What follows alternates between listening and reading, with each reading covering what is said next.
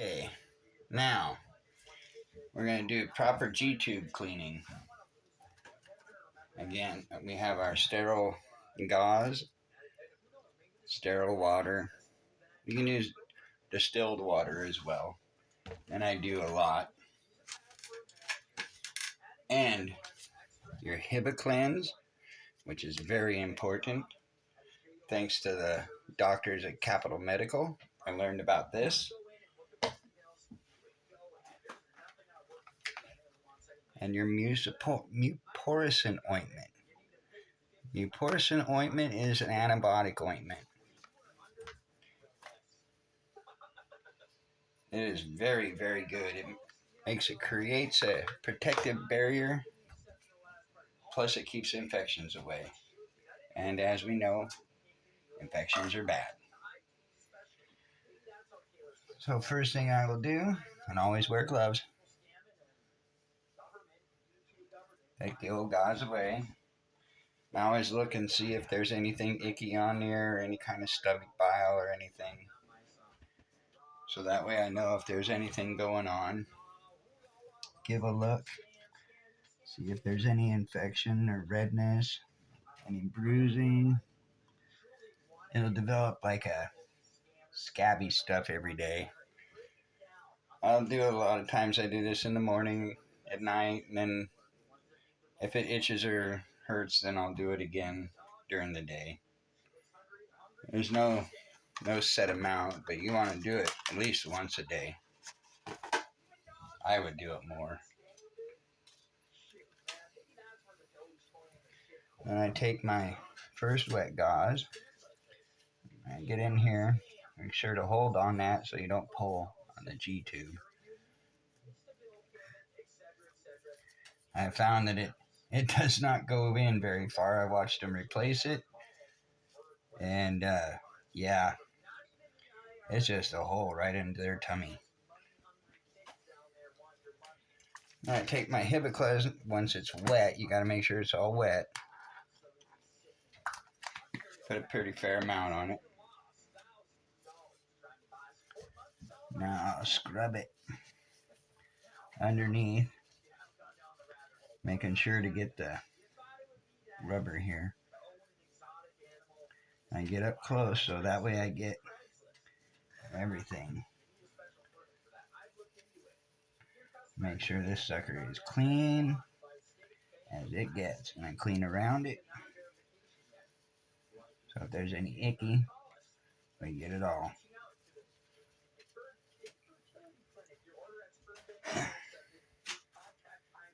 Then I'll take my clean gauze.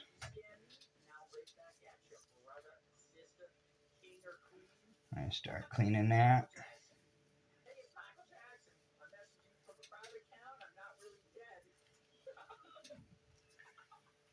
Now, none of this stuff I knew in the beginning, as most people don't.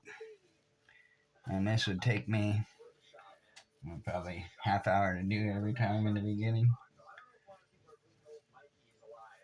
So you got to be very careful. But I've learned to make sure that it does not move. The only thing I'm moving is her skin and the little rubber thing on the outside. The Gtube itself is not being moved at all.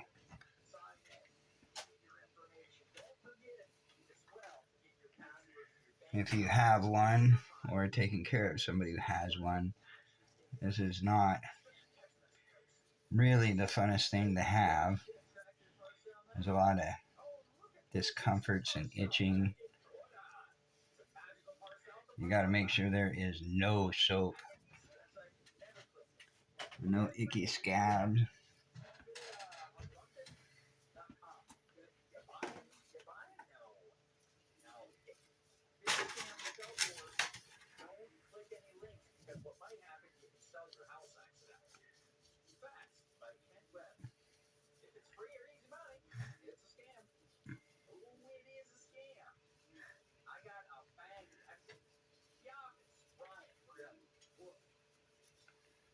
I get that all done. Then I'll use dry one Now these are all sterile.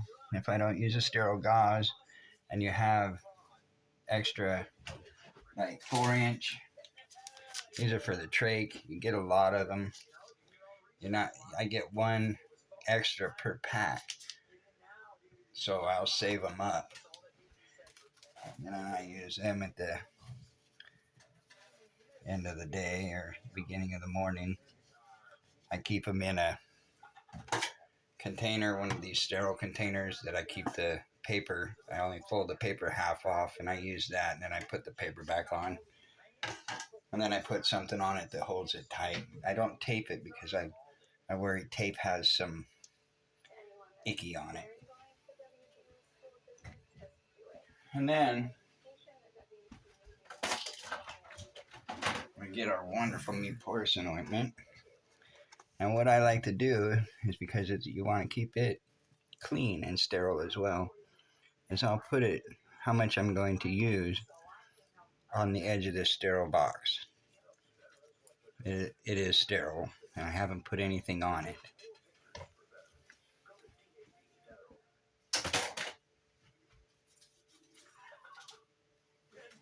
Then I use regular Q-tips. I don't necessarily use sterile Q-tips on this part. But you want to use your Muporison ointment. You get that up right next to it. I love this stuff. No matter what Q-tip you're using, only use that Q-tip for just a part of it. Don't use it to go all the way around, because then you're just pushing bacteria around if you miss something.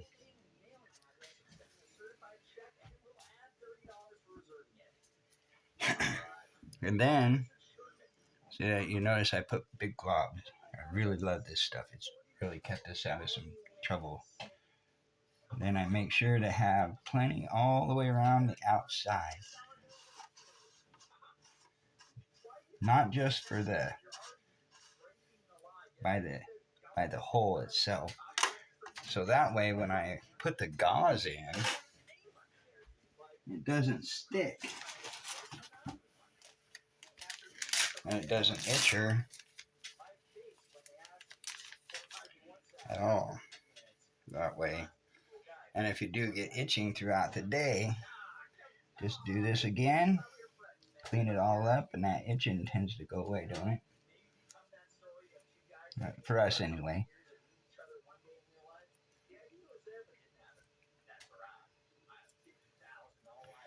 Then you get that done. Oh, got a corner folded. That you don't want that. You want to get that nice and neat.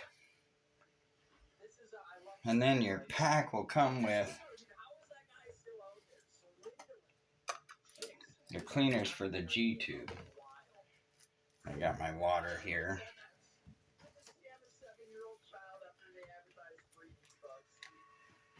And I'll put some paper towels down. I take and fold a couple, get like 3 folded paper towels. I'll put it underneath of her.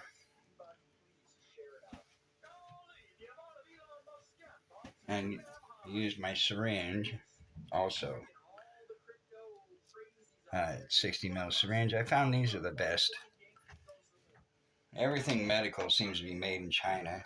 We're union people. We don't really like that at all. But we don't have a choice in it.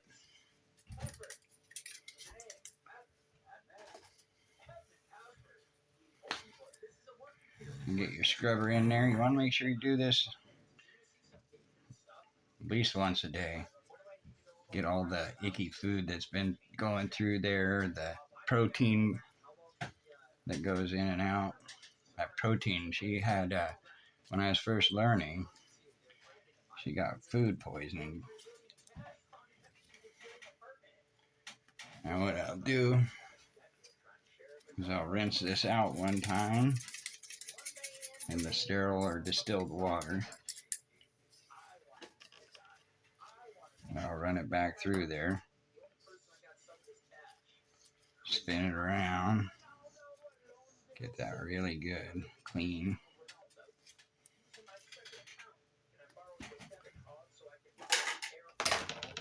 And then I'll get some clean, sterile water.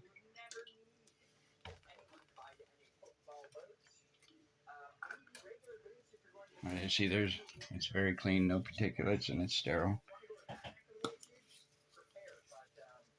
I keep it folded off, and then I push it up in here and get the icky out. Make sure that sucker's spotless. That's that part of it.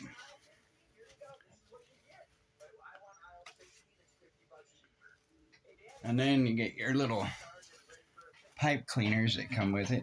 Sorry, I didn't mean to get it on there. A little nervous about the YouTube. And then you do the pipe cleaner, you put it down the little hole. And put as far as you want. Clean that sucker out. Then I still have water left in here.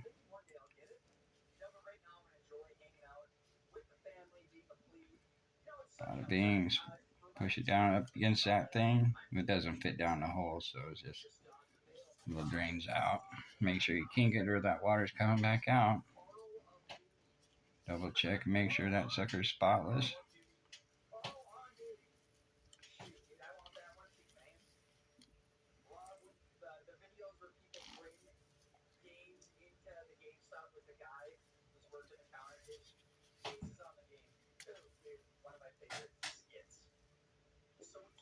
Nothing sticking to the sides of the Gtube. You want to inspect it all the way down. You don't want any particulates stuck in here, because it's like any other food, it'll spoil. And she's right in the middle of dinner, but her Gtube was bothering her, so I wanted to clean it and get the itchy away. Then I figured I'd go ahead and show you how to clean that part. That's pretty much it.